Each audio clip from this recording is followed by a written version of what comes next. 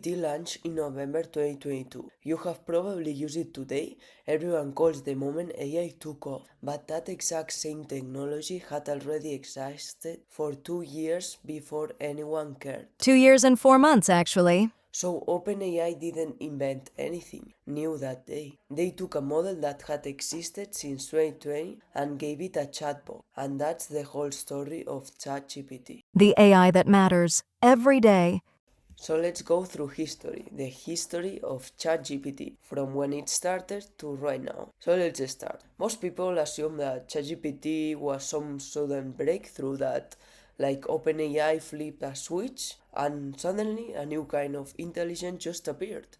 It wasn't like that, of course. The underlying model, GPT-3, had been out since 2020, and researchers had been playing with it for 2 years already. The problem was, GPT-3 wasn't built to hold a conversation. Ask it a question and it would often just keep predicting more text in the style of your question, or ramble past the answer, or refuse to stop. It was a text predictor, not an assistant. That's what we have right now. The actual invention that made ChatGPT possible wasn't a smarter brain. It was teaching an existing brain a completely different job. Here's the actual mechanism. OpenAI took the base model and had it generate several different responses to the same prompt. Human labored ranked those responses best to worst based on which one genuinely was helpful and honest, not just fluent. That ranking data trained a separate reward model, another model, essentially a judge that learned to score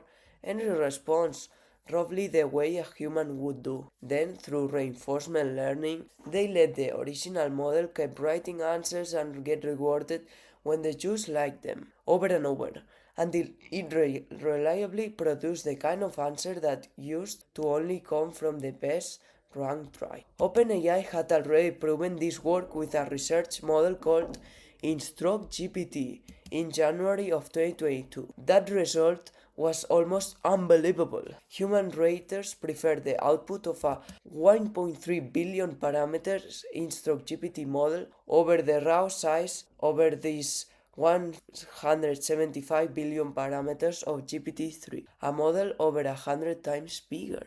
Size wasn't the bottleneck in here. It was another thing. It was behavior. ChatGPT launched later that year used this same technique on a sibling model in the GPT 3.5 family. OpenAI didn't launch ChatGPT like a product. They call it a research preview, put it up for free, and mostly wanted feedback to keep improving it. And now where it broke, it went the opposite direction.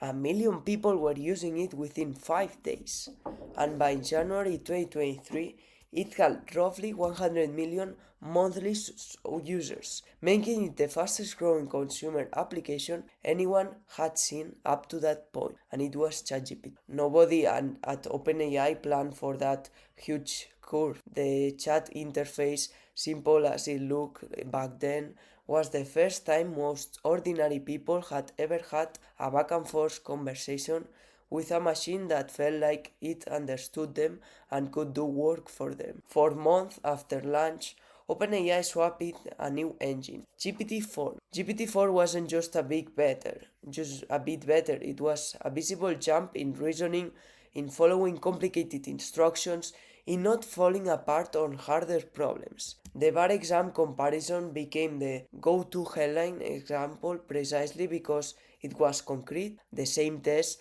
wildly different outcome between model generation. That jump is what turned this from one company's viral hit into an industry-wide scramble. Google rushed Bart out of the door, Anthropic opened cloud to the public, and Meta started releasing openly available models that you can run locally. The race that shaped the AI industry today essentially starts here. Throughout 2023, ChatGPT stopped being a text box and started being a system that could take action. Tool use is the plain language vision of what people call function calling. The model can recognize it needs a calculator for that task, a code interpreter, or a live web search. Hand off to that tool and read the result back into its answer. That's a real mechanical shift, not a cosmetic one, because it means the model is no longer limited to whatever it memorized during training. By November 2023, OpenAI let anyone package a custom instruction version of ChatGPT and publish it in a store, turning the product into a platform other people built on top of that. Earlier voice features were a workaround. One model transcribed your speech to text, a separate language model wrote a text reply, and a third model turned that back into speech. Every handoff cost time. GPT 4.0, the O stands for Omni, was trained to handle audio, images, and text as one system from the start, so it isn't translating between formats.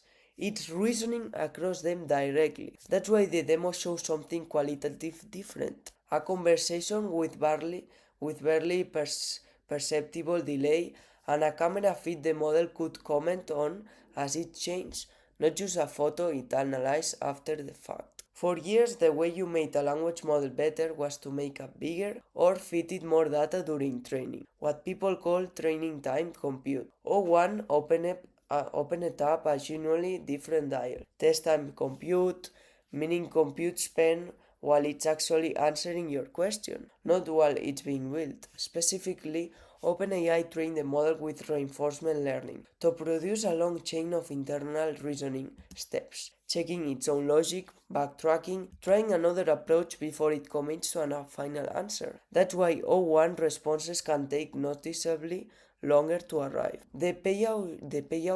Payoff show up harder on problems with a clear right answer like competition math and coding, where O1 jumped from GPT-4's roughly 12% on AYME math exam to over 80%, from 12 to 80. This is also the point where reasoning models became a real separate category. From a regular chat models, where genuinely experts that a debate started about whether this scaling pass has its own ceiling the way bigger training runs eventually did. 2025 ChatGPT model picker had become genuinely confusing. Half a dozen name models with unclear differences.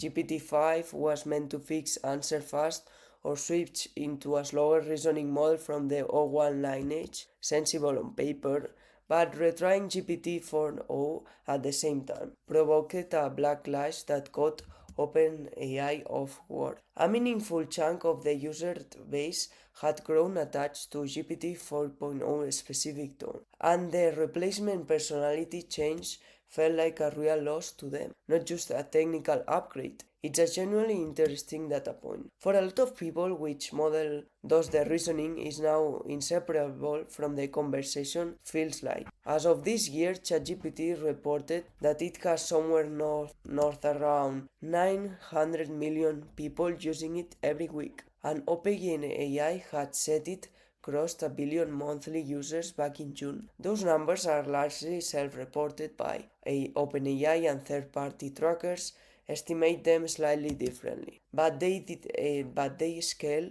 isn't in dispute either way, because what's changed underneath those numbers is more interesting than the numbers themselves. The product is less and less a single reply to a single question, and more of a system you hand it a multiple step task to research something, write and run code, plan an itinerary, and it works through it using the tools reasoning we just talked through, not just one train ability, but the whole stack built up over 4 years. So that's the arc. A model that already existed got taught to behave through human feedback. It launched almost by accident and broke every growth record anyone was tracking. And from there, every jump, GPT-4, tool use, naive multimodality, reasoning and answer time, had a specifically named mechanism behind it, not just a bigger number in a press release. If you remember one thing from this, remember that the interesting part was never just the AI got smarter. It was the sequence of every particular engineering choice, each one solving the exact problem the last one exposed. That's how I build.